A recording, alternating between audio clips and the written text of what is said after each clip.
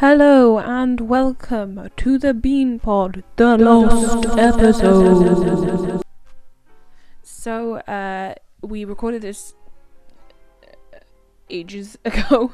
In fact, just after we had released the channel trailer, but unfortunately, a lot has happened, and therefore we haven't uploaded it. But it was also our first go at doing something a little bit different. We're going to try and interview some of our friends about things they're passionate about. And this was me interviewing Rachel about the book she's writing. So, I hope you all enjoy. Settle down, get a drink, and enjoy. I'm sorry. So, Continue. to start off the interview, could you tell me, sir, like the outline of whatever you have written so far? Not in much detail, just like the outline of how the world, like the start, basically. You want A me to give you blurb. like Give me a there we go. blurb. a blurb? Ooh, okay. So, the blurb of the book that I'm currently writing, the working title, the title will probably change because it's me, is The Codex. And the blurb is, without giving too much away, there's a girl called Evelina, and she is an outcast from society in every way. She's not accepted to the point where she's not even allowed to live with society. Society is divided into four very distinct and very segregated groups, known as the Four Kingdoms. And the only place where they really mix is in the middle of the known lands, which is this massive structure called the Citadel. And like that's the big melting pot. You know, once you walk through the doors of the Citadel, everyone is all together, and there's like cultural biases, but to be honest, for the majority of people, it's just a case of everybody is together, which is something that they don't have in their respective places. Evelina, like I said, is completely cut out of all of that. She's not allowed contact with the outside world. She lives in the Citadel because it is neutral, and she is a pressure point for the politicians and the government of this very cool, very strange land. And basically, after 18 years of living her life completely segregated, a series of events happen that means she can't do it anymore, and she has to leave, and she has to branch out on her own for the first time, and with the help of one helpful but mildly arseholey person, and then one very passive-aggressive and unhelpful person, I'll say, called Alex and Cadwyn. Cadwyn is an outcast of his own society, but not quite to the same extent. He's chosen that path for himself, and he's some could say he's an abrasive personality. I love him. I will say he's probably one of my favourite characters that I've written. Imagine, like, Robert Sheehan, who plays Klaus in The Umbrella Academy. Imagine Robert Sheehan with magic. Oh. I was down for just And- imagining Robert Sheehan. Yeah, Robert Sheehan. And that's kind of what Cadwyn is like. And he is incredibly helpful in terms of, like, lots of aspects of Evelina's life and helping her understand who she is. But at the same time, he doesn't take shit from anyone. And he's a raging bisexual. Which tends to make quite a few people in this world uncomfortable. Yeah. And then you've got Alex, who is... He doesn't want to be there. He wasn't supposed to be there. His life's gone to shit because of the events that have happened. And he's only really there because he's got no other options. Like, she's the lesser of every other evil currently. So he's helpful when he wants to be, but he's never really wanting to be helpful. Just to, like, stop you before you reveal too much anyway, but Yeah. Like, what kind of stories that you have read, not going in too far into them, but like, what kind of stories have you read, like, informed the storyline? Because beats of the storyline that you've said are familiar, but I can't quite put my brain onto them. Yeah, as we've discussed several times, I have inadvertently over the years turned myself into a young adult fiction hero or heroine. So I read a lot of things like that. I read, obviously, I love the Mortal Instruments. I've read like Lord of the Rings. I've read like the Hunger Games and stuff like that. So Hunger Games. So all of those things kind of had an impact. Things like the Shannara Chronicles and stuff had an impact on the world building aspect of things, but the actual characters themselves, they are partially like their roles in the story are like Alex is a bit like I want to say Hamish Abernathy from the Hunger Games. But not an alcoholic and the age of Peter. Right. So imagine if Peter and Hamish mush together. It's kind of like that. You were going to say have a baby. I was going to have flashbacks to the tumbly years. No. I was going to be like, no, don't make me go back. No. Yeah, like I said, Robert Sheehan is Cadwyn. Cadwyn is Robert Sheehan. And his character was basically... I inadvertently parodied a lot of the mentor figures that I was seeing a lot of with Gandalf, Dumbledore, characters like that. They're always very untouchable in my head. You know what I mean? Like you read the descriptions of Dumbledore, you read the way that he is and the way that people talk about him and stuff, and he's obviously humanized in several ways, but I just feel like I wanted in the first few books he was like completely untouchable. It took like 6 books until he became a person. It was like this ethereal being. Exactly. For the first few. And I didn't want that. Aslan from Narnia. Exactly. I watched Narnia earlier. I love Narnia. That was another thing. I love Narnia. Narnia. Alex is a bit like Eustace from Narnia. That's who I was trying to think of. Eustace from Narnia, but like less annoying. What a mood. But like, yeah, no, I wanted to write a mentor-like figure that was instantly humanized in terms of to give a little bit away. The first meeting you have of Cadwyn, he is getting himself into a fight. Because he said the wrong thing at the wrong time by running his mouth and doesn't know how to pick his battles. Yeah. And he's such an insightful person. So, like, when he's giving advice to Evelina, you're like, yes, you are the mentor figure and all this, that, and the other. But the second he's left to his own devices, he runs his mouth at the wrong time, every time. And I love it. When creating the like characters specifically, or I guess the world, was it purely like literary inspiration, or did a lot of it come from personal experience? I think individual character design and stuff definitely came from literary references or people that I'd never met and had just kind of like seen or read about, you know? Yeah. Because there are quite a few historical references in the book thus far. There are like characters from history that resemble some of the more politically charged people.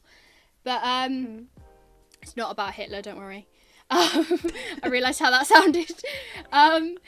But in terms of like the personal characters, I think they are a lot more, and the storyline itself is a little bit more personal to me. Like I said, Cadwyn is the mentor that I always wanted to read about, but at the same time, he's got all of the things that I love about my friends, but not the good parts. If that makes sense. Like, I've on purpose, I've written all of my friends' quirky flaws that I love into this character. And Alex. And Alex as well.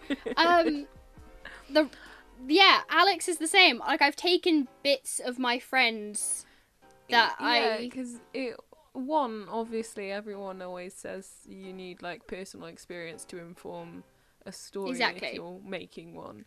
But also, I know a personal experience, saying that a main character who goes on this big journey and has character development that you're creating is like an introject of you, essentially. It kind of makes you feel like, I don't want people to think I'm bigging myself up, because I don't think I'm this powerful or I'm this, like, good at things. I'm just saying her personality or these traits from this person come from me. Yeah, exactly. And then it's the same thing when you're having, like, friends as characters. You don't want the friends to be like, you think I'm that terrible. Yeah, exactly. Like, or you think I'm that, like, destructive. And you're like, no, because it's not you. Also the character. This is the thing.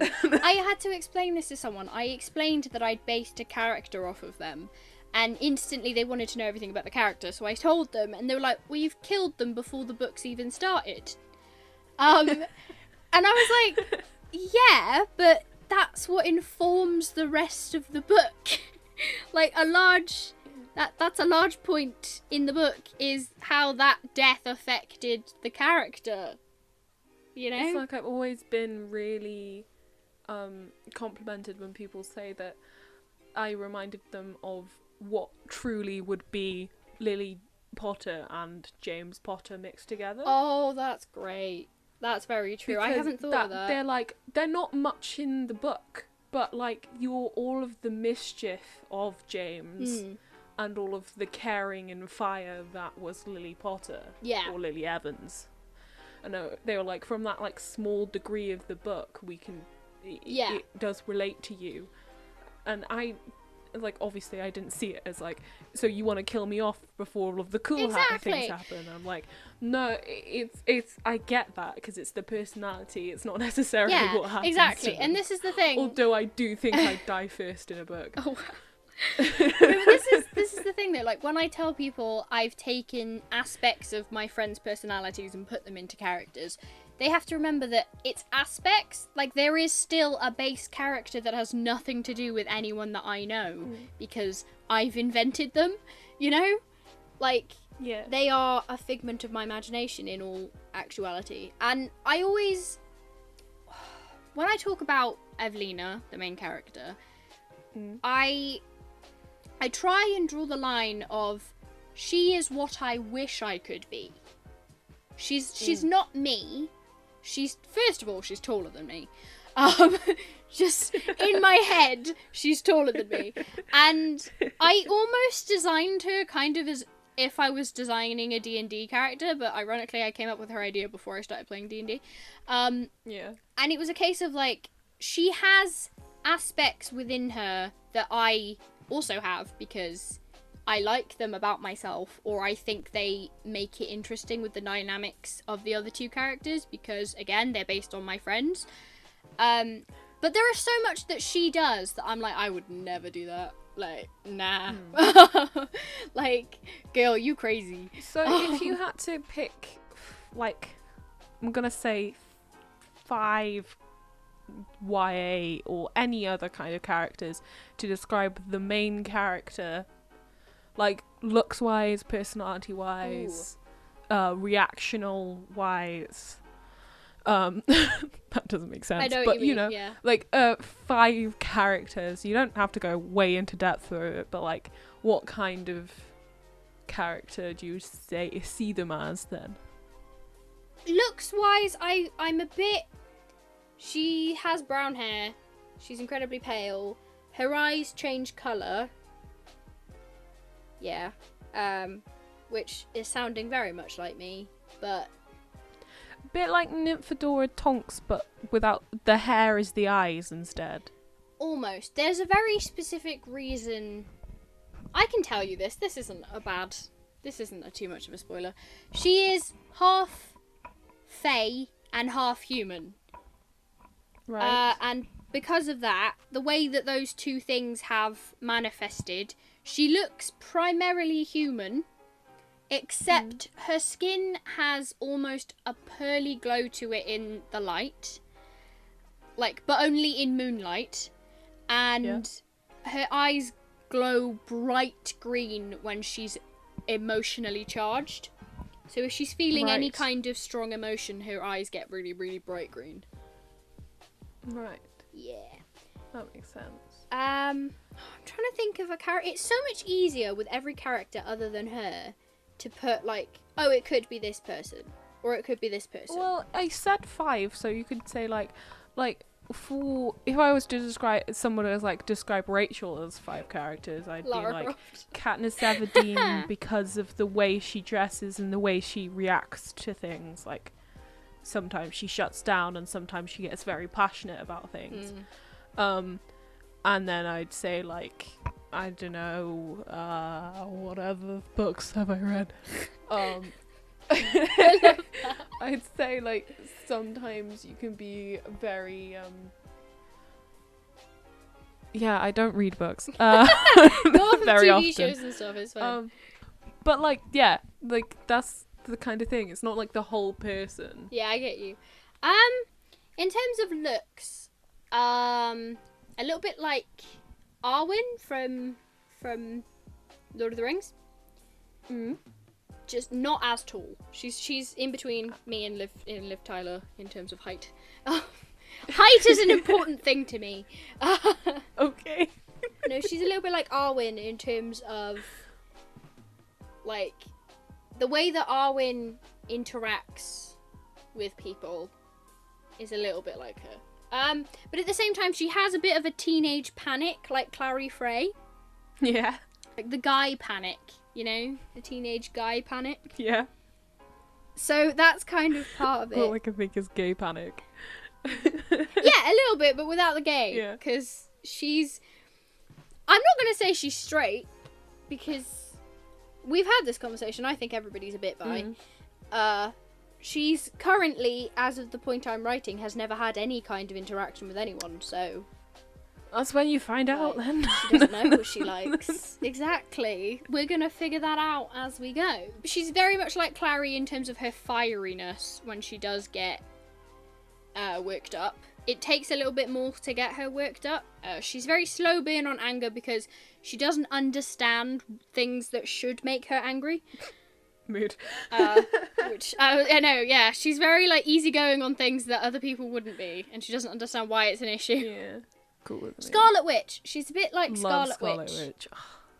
Yes, Scarlet Witch in terms of like use of her powers. And like the way that she's a bit like always underestimating how powerful she is, or always a bit like things she's comfortable doing she'll do without thinking. But the second it goes outside of her comfort zone, I feel like Scarlet Witch tends to be very like umming and ahhing about things, very tentative. Yes. 3. There you go, that's 3. I can't think of any more. And then me, I suppose I'm the other one, because I am a young adult. You're the YA novel heroine. I am the YA novel. That's left. Yes, I am every other form of YA novel heroine. I could describe me or you in musical characters, but that's Really? different. Please go ahead. What, Please me feel or free. you? Me. I don't know who I am in a musical. I know who I'd want to be, but I don't know who I you'd am. This is want my to be. problem. I'd want to be like Wednesday Addams. Wow. That's my dream role, is Wednesday Addams. No, there's a difference. Oh, this is completely off topic. There's a difference between who you'd want to be and who you are actually like. This is the thing. I have no idea who I'm actually like. Because who I In want to anything? be is Heather McNamara because it looks like so much fun. But who I'm actually like is more Veronica Sawyer or Martha. Oh, babe. That's why I laughed before I said it.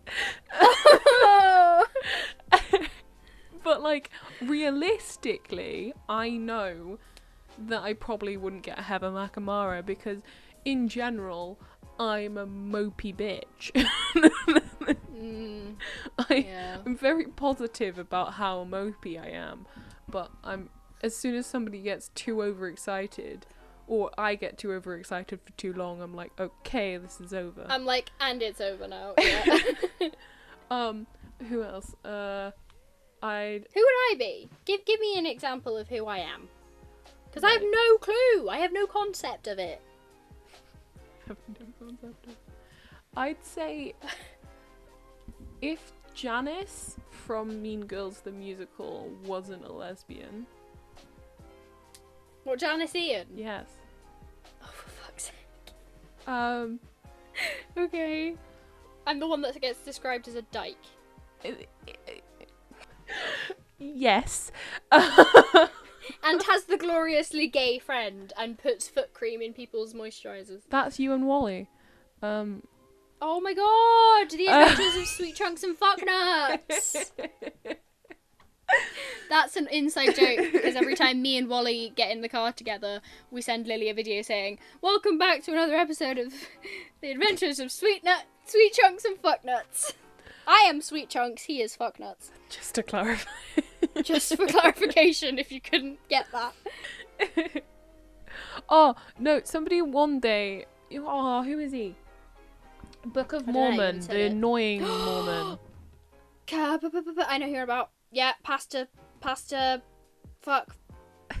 I know who you're on about, but I can't remember his name. Basically, somebody told me... I am not him! No, somebody told me I was like him. Okay, that's just rude. Not because of how he looked or anything, because that was their first clarification. I was like, thank you for not calling me fat. And gross. It was like, in the way that you just kind of... people tell you things, and you just kind of accept them. You're like, okay. Not in a, like, gullible way. They were like, you don't get made of a fool very often. It's just like... Well, that's debatable. You're friends with me. I'm not a fool. I'm an idiot. There's a difference. I was not expecting that, I won't lie. That one got me. Wow. Anyway, we completely got off topic, and that's all going to be cut out, and I'm so glad about it. Okay. Book stuff. Ask me more things about the book. This will be the last one, I think, because I think we've got enough for the video. Oh god. I don't know if we do, but okay. If not, it's just going to be a tiny bit shorter. Okay, we're going to do the same thing as the main character. If you had to use other worlds to describe, like, even if there's just aspects of the world that you've sort of gathered, what, like, books or films or whatever have you used to inform the way that you have formed the society of the book? Ooh. It's a very good question. Yeah. It is, yeah. So, right, basically, in Shannara Chronicles, there are, like, specific cities of, like, elves and stuff.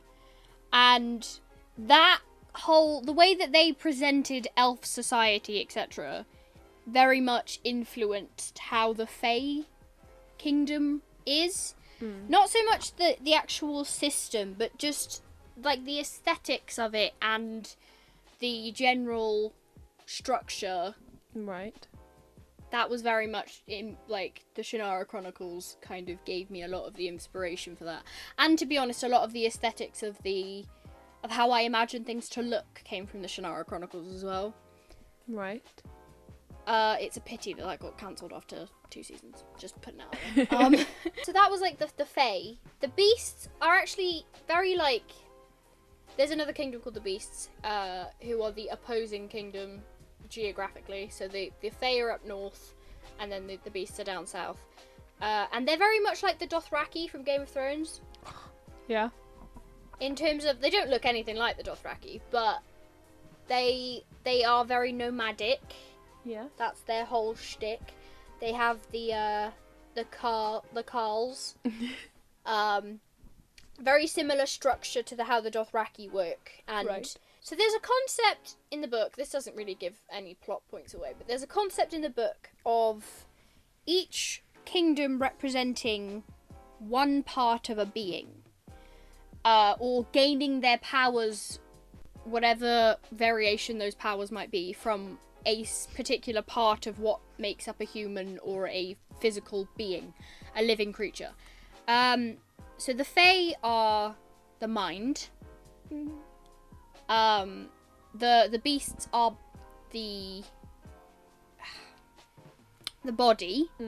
So the physical form and that kind of the way that you treat your body means that how it will treat you, etc. Yeah. And they have a massive focus on like blood and stuff. So that kind of was inspired by like the thing with the hair with the Dothrakis of like if you draw blood, you know, the human society is based mostly on like idolized versions of human society, Right. and a little bit in the Hunger Games actually, in terms of the I thought structure. Hunger Games when you Yeah, were describing it. And then I thought Yeah. about Divergent. Is that the one with the Divergent, yeah. things that you're sorted into? Not Harry Potter. I know what you mean. The factions. Yeah, no, factions. it is a little bit. It is a little bit inspired by the Hunger Games in terms of like the physical, geographical, and societal stuff. In terms of like each area has a purpose based off of what's there. Also, when you were talking, I did think about Avatar: The Last Airbender. Oh my Do you god, yeah! understand I didn't think about what that. I mean? Yeah. That's brilliant. I didn't think That, about like, that. each village he goes to, he gains a part of himself to like. Oh, I'm rewatching that, so that's brilliant. No, What's that? I love that. That's why I started aw. giggling. If you wondered why I was giggling, I'm trying to like, stop myself from laughing. It's okay. I That's wasn't okay. laughing at you at this point. At this point, at this one particular moment, you weren't laughing at me. The druids, and yeah, there are druids. They are the opposing kingdom geographically to the humans. So the humans are in the west, because I based it mostly off of Western culture and hyper realized versions of Western culture, because I don't understand a lot of other cultures, because again, I'm going off of personal experiences. Yep. I've done research though. I've done an obsessive amount of research into different druids and like I was going to customs say, in 'cause, terms of we live in Wales. The Yeah.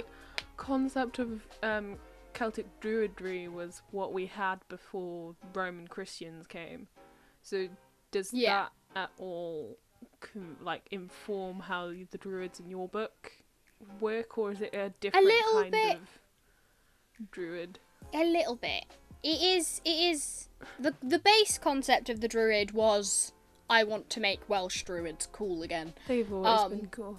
In actuality, I've kind of when I first started world building, so I basically built up the basic foundations of the world and how each society would work and how they would connect and etc. before I wrote the narrative, or before I started writing the narrative. So the druids and that kingdom, the druid kingdom, they're very heavily inspired by like Romanian and Greek Orthodox Catholics and stuff. And that kind of culture, as well as things like Vikings and more sort of Slavic influence as well. The beasts tend to have more Viking specific references because of the brutality side that they're known for, hence why they're called the beasts, which is a derogatory term. I kind of almost did a flip, because the human society, in terms of like the way that things are worded, the names that come from there, etc., are all heavily influenced by Welsh culture. For instance, the main city in the human kingdom is called Galonai, which is a mild mispronunciation and bastardization of the word Calonai, which means heart in Welsh. And that's like the same with all of the provinces, as they're called, where, you know, each area is dictated by what it most offers. So whether they've got ore, whether they've got fields that are very good for growing crops, etc. The one that is very good for agriculture is called Fermo province, because Fermo is Welsh for farming, because I'm creative. But at the same time, Alex comes from the human world, but his name is spelt Alecks. That is a very not Welsh name, because obviously we don't have a K in our alphabet, and even if I spelt it normally, we don't have an X. No. So, exactly. But Carwyn, which is a very Welsh name, That is very Welsh. yeah, he is a druid, or he originates from the Druid kingdom. And Carwyn is a very Welsh name, whilst most people over that way would have more Slavic or I like to think of them as very, like, guttural languages. The very... You have to move your tongue quite a lot. Yeah. So things like... Use your chest. like Russian, languages like... Less of, like, Norwegian and that, because, again, that goes into more of the Viking things, which is more the beast speciality.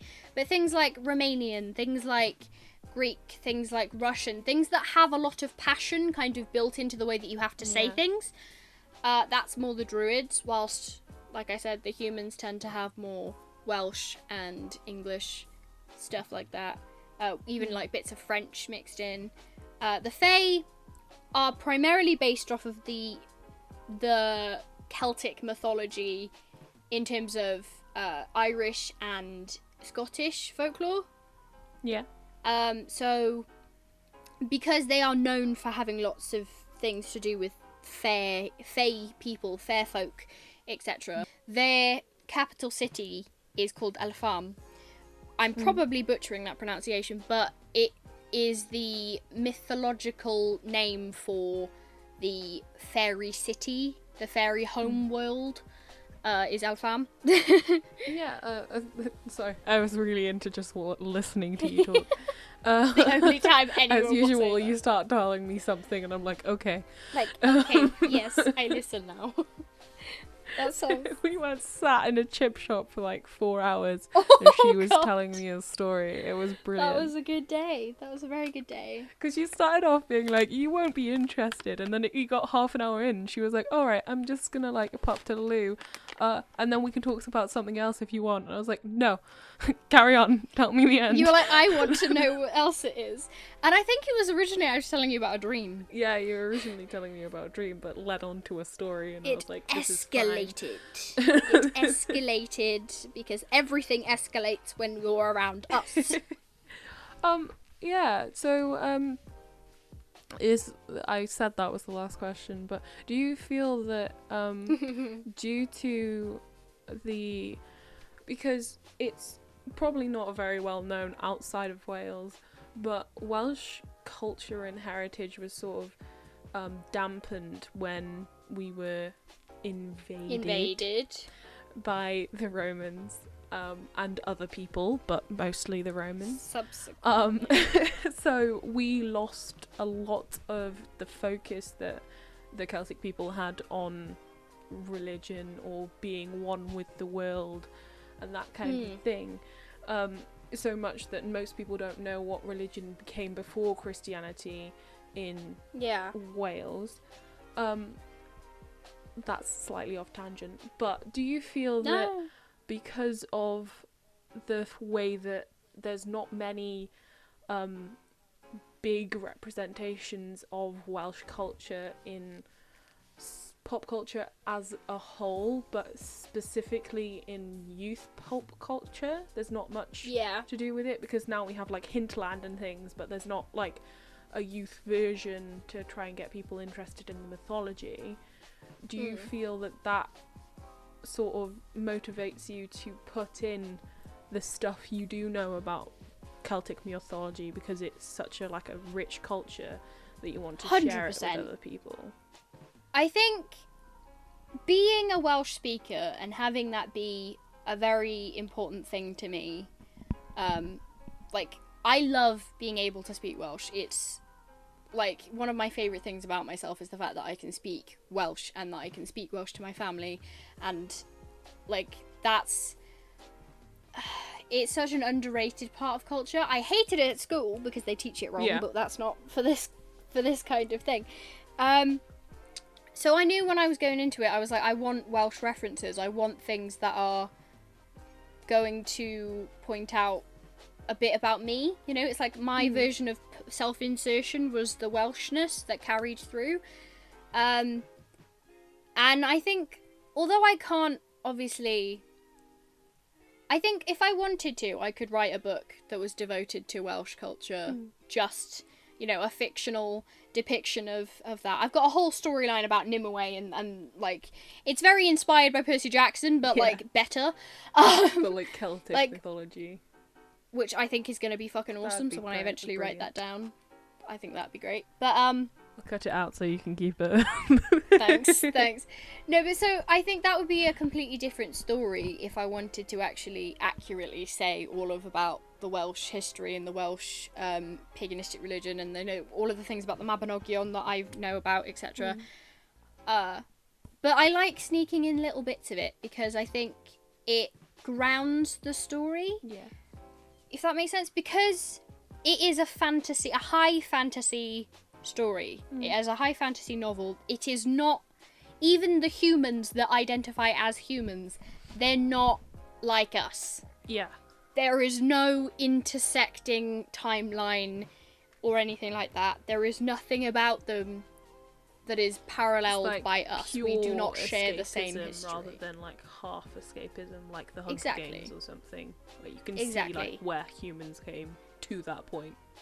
Exactly. There's no, like, the history of the world is very much clouded at the moment, and that's on purpose, because it's relevant to the plot. But, like, I can tell you now, the humans that you will eventually read about when I finish the book, there is no connected timelines, there is no connected history, there's no shared anything, which I think can make people find it difficult to connect to these characters. Which is why I've taken lots of influences that ground it in our own society. So there's references to Welsh culture that ground the humans in something that we can grasp and relate to.